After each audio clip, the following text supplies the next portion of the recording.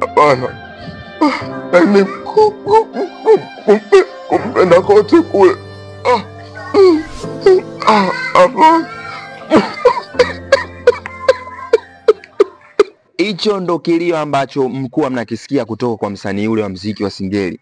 Ndipo msanii anatenga muda na nafasi kutupa story kuhusiana na hicho alichopitia.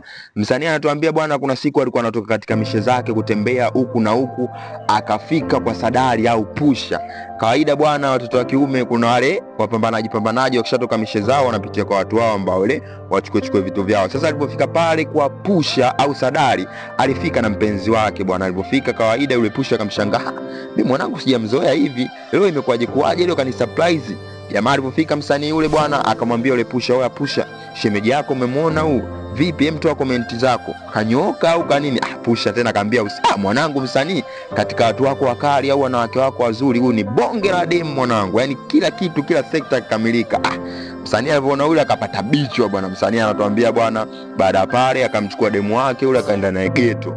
Siku ya kwanza alifika naye ghetto akamtambulisha, "Nini mchumba wangu, hili ndo ghetto langu hivi na hivi." Siku ya kwanza bwana msanii akashinda. Si unajua bwana, kaudi nikisema akashinda nyezinya watoto wa kiume nadhani mnakuwa mnanielewa. Akaipiga ile nyama.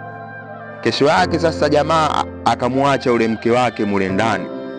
Mwisho wa siku alivyoondoka kazini msanii, ghafla anarudi ndani kwake anashindwa kuelewa. Cha kwanza anafika nje anakuta viatu vipo. Alafu vile viatu ukiangalia ni vya kiume, alafu sio vyake. Lazima ashangae. Moja kwa moja kwa ghadhabu msanii akapiga teke mango akaingia hadi ndani. Unadhani ndani alikuta nini? Ndipo msanii anaingia ndani, hakuamini alichokiona. Anamkuta mke wake yupo na mshikaji, tena uchi wa mnyama. Hivi unadhani ilikuwaje? Mimi simalize uondo wa ngoma hiyo bwana, ngoma ambayo inajulikana kwa jina la Sadari, ngoma ya msanii ambaye anajulikana pia kwa jina la Form 7. Tumsikilize zeni, baada hapo tutarejea. Samini mimi macho yangu mbele nachokiona, ghetto langu na bado akaingiza Bwana Mungu Baba nisamehe nachoenda kukifanya. Nilimpenda so uongo ila yeye ndo utumbo. Sadari nipe msumari pepa na kali nende kampe kipondo.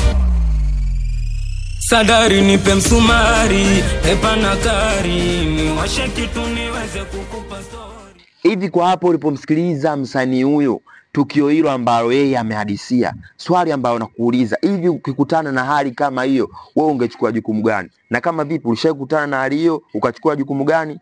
Niambie hapo katika section ya comment, na usisahau pia kunifollow katika mitandao yangu ya kijamii kama YouTube, Instagram pamoja na TikTok. Nyuma ya kamera yangu bwana yuko Ndaro mwenyewe. Call me 6 trader if I must die. Adwa.